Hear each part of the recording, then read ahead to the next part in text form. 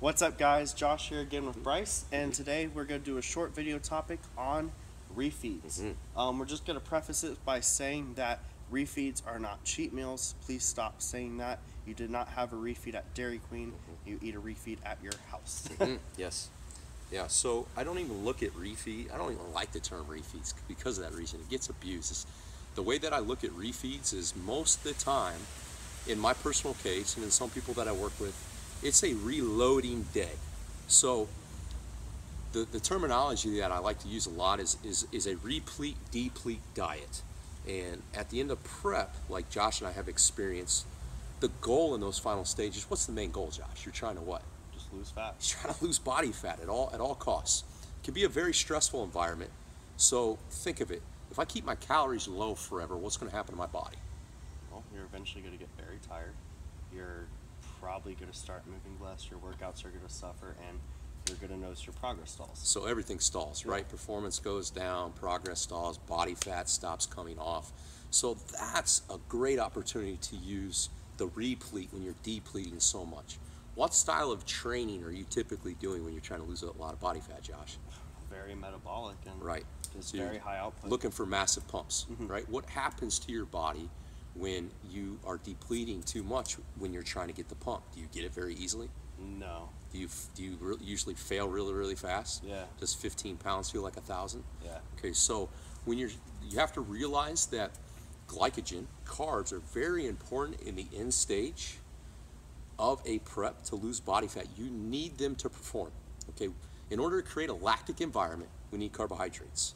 But the other thing that you have to realize is, for the most part, we want to be going through this depleting mode as long as possible. So my frequency of depleting is going to be much higher than my frequency of repleting. Does that make sense? And when I'm doing each one, I want them to be at extremes of the spectrum. So my deplete is aggressive. It's very low. It may be very minimal in carbohydrates. My protein and fat may be moderately high. Those macros are very high. But then when I go and replete, the sole goal is I'm trying to replete carbohydrates. So like Josh and I spoke before this video, you may have a few meals where it's only carbohydrates. I'm trying to do a massive amount of carbs. So for example, in my prep, I was having my lowest deplete days were like 80 grams of carbs only around workout time. So I was doing one workout a day, a few intra, mostly post, none the rest of the day. Just protein and fat through the rest of the day with a ton of greens. Giving me shivers. I remember I know. that during practice. I know. Like, it's been a long time, man. I don't want that. Yeah, I may not sleep tonight. I might have nightmares again. When I would replete, I may have close to an 800 to 1,000 gram carbohydrate day.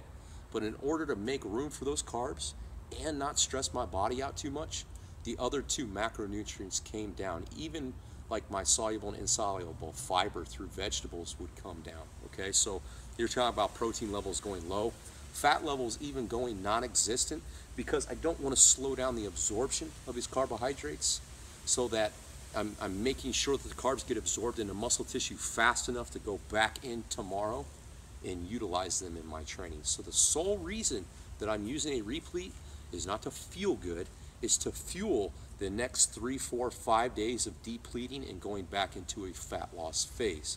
But you cannot go through your final stages of lactic metabolic training and expect it to be linear without having some sort of mindful replete. So I'm absolutely a huge fan and promoter of repleting as long as it's macronutrient dense, clean, usually organic carbs. Okay.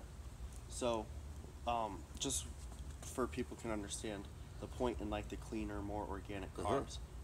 You know, say you do 1,000 carb refeed. Obviously, that's a lot of food you're eating. It is a lot. Do you ever feel like you get excessively bloated or anything from that, or do you feel like it actually sits with you well? Because I know, like the first time I ever heard like I had to eat like 800 grams of carbs, I was like, I'm gonna look like crap. My stomach's gonna be out there. But it turns out it wasn't. Just kind of, does the type of carbohydrate you eat? I know I ate very whole foods at that time. Does that make the difference in how it goes into your muscle and how it's progressed? Potentially. Like one case is if you've buried your body enough, okay, it may be resistant to that influx of carbs, right? So if your body's inflamed and beat up and it's pissed off at you, you could create some bloat because your body's digestive tract just can't break down and absorb those things. That's a bad case. But let's say like everything's going the way it needs to. You should be at that point, this is the final stages of prep, so you should know the carbohydrates that work really well for you, and you should stick to them. For me, like when I'm having a really, really aggressive replete, it's usually some fast and some slow. And I don't mean sugars, but maybe some really clean processed, organic style carbs. So you and I have experience, like rice cereal is one, right? So I might combine something like cream of rice with rice cereal, right? The osmolality of those two are going to weigh completely different in my stomach, right? So if I'm trying to have a really high replete, I may have a 50-50 split of those every meal, depending on how many carbs I'm trying to eat on that particular day. And my other advice is, if you're having a replete, don't try to shove it in a couple meals. Like, space it out through the whole day. And a lot of people that watch our stuff will notice, like, we don't really eat carbs in our first meal, right? It's like carbs are bad in the first meal.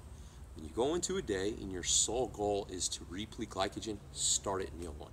We're trying to create an insulin spike right now. We're trying to keep insulin levels high so glycogen is getting shuttled in the muscle, right? If glycogen is not getting shuttled in the muscle and you're getting bloated, you don't deserve the right for that replete. You either screwed yourself in your training, or you have not cut carbs low enough on your deplete days to deplete muscle tissue and make it ready to soak it in. So again, it all goes back. I'm going to preach this all the time until I'm blue in the face. Like, take your notes, because it's important. Like, it will keep you on track with how much you should deplete, how much you should replete, and what kind of food you should be eating on those replete days. And that kind of goes into, just like Bryce said, take your notes, understand like the type of carbs you eat at the start of your prep. Try to maybe have some variety then, but just try to pay attention to each meal, how each one makes you feel, and try to start to slowly limit it into maybe 1, 2, or 3 options that you're doing, because you feel the best, you perform the best, and you respond the best to that. Your body's just really sensitive at that point in time, so it's important you're taking care of it, because it will go haywire if you don't. Right. Yeah. But cool. I appreciate you for the time, Bryce. You got it. And if you guys have any questions, comments, or concerns, please feel free to leave so in the comments below. And if you're interested in following Bryce on social media, we'll post his information in the description box. Thanks again, Bryce, and thank you guys for watching. All right, cool.